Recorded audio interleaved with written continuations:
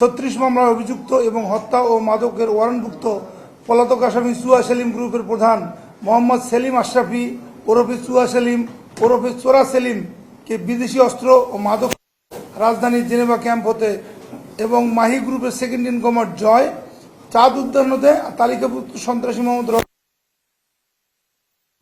মোহাম্মদপুরের বিজলি মহল্লা হতে গ্রেপ্তার করেছে র্যাব 2।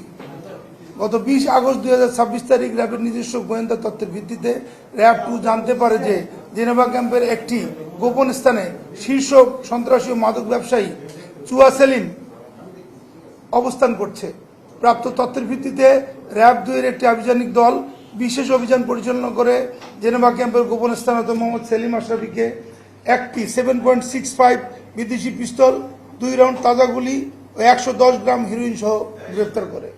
দীর্ঘদিন যাবত রাজধানীর জেনেভা ক্যাম্প ও পার্শ্ববর্তী এলাকাসমূহে মাদক ব্যবসায়ী, ছিনতাই, খুন, মারামারি ও বিভিন্ন অপরাধের প্রধান পৃষ্ঠপোষক নিয়ন্ত্রণ করে আসছিল এই চুয়া সেলিম। ডিজাইন, এলিগেন্স, বিউটি, সেরা পণ্য সবার জন্য জেভিকো। উল্লেখ্য, ইতিপূর্বে 8 জানুয়ারি 2025 তারিখ ধানমন্ডি এলাকা হতে চুয়া সেলিমকে গ্রেপ্তার করেছিল র্যাব 2। একই দিনে র্যাব 2 এর অপর একটি গোয়েন্দা তথ্যের ভিত্তিতে মোহাম্মদপুর থানার চাঁদ উদ্যান এলাকা হতে কিশোরগঞ্জ গ্রুপ মাহি গ্রুপের সেকেন্ড ইন কমান্ড ডাকাতি, ছিনতাই, মাদক সহ 10 মামলার অভিযুক্ত আসামি জয়কে গ্রেপ্তার করে। জয় সহ মাহি গ্রুপের সদস্যরা দীর্ঘদিন ধরে মোহাম্মদপুরের ঢাকা উদ্যান, চাঁদ উদ্যান, নবীনগর এলাকায় ছিনতাই, চাঁদাবাজি, মারপিটে লিপ্ত হয়ে ত্রাস সৃষ্টি করে আসছিল। উক্ত এলাকার ব্যবসায়ী, ভাড়াটিয়া এবং নির্মাণ কাজ সংশ্লিষ্ট ব্যক্তিরা নিয়মিত তাদের চাঁদা দাবি করে স্বীকার করেন। আসামি জয় ইতিপূর্বে 24 এপ্রিল 2026 তারিখ মোহাম্মদপুর এলাকা হতে আইন শৃঙ্খলা বাহিনী গ্রেপ্তার হয়েছিল।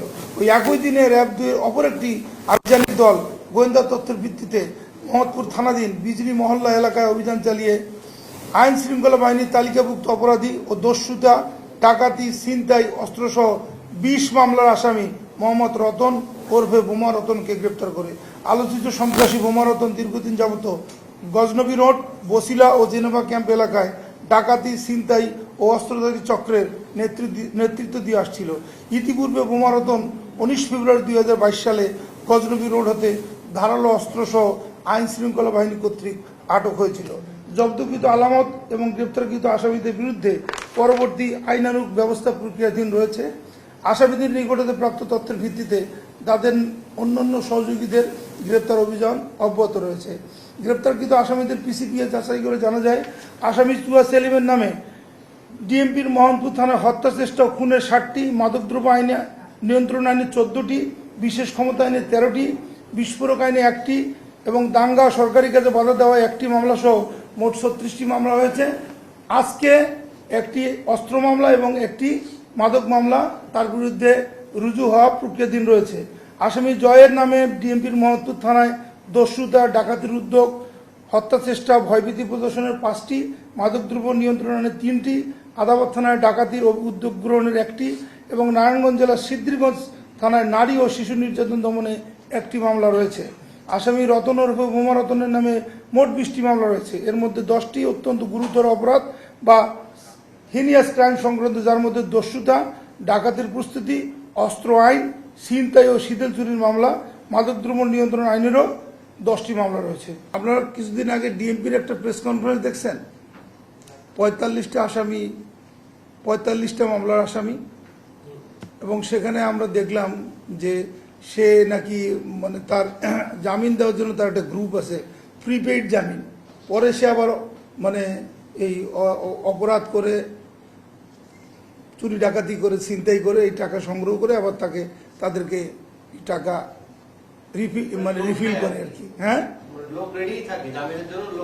হ্যাঁ, তো আমি কোনো কমিউনিটির কথা বলছি না, মানে তারা প্রিপেইড জামিন পায় আর কি। তো এগুলো নিয়ে কাজ করার সুযোগ আছে নিশ্চয়ই। আমরা তো শুধু আইন শৃঙ্খলা বাহিনী অনেক কষ্ট করে একটা আসামিকে অ্যারেস্ট করে এবং এই আসামি যখন আবার জামিন পেয়ে যায় তখন কিন্তু আমাদের যারা টিমে, আমাদের যারা ফিল্ডে কাজ করে তারা কিন্তু একটু দিশেহারা হয়।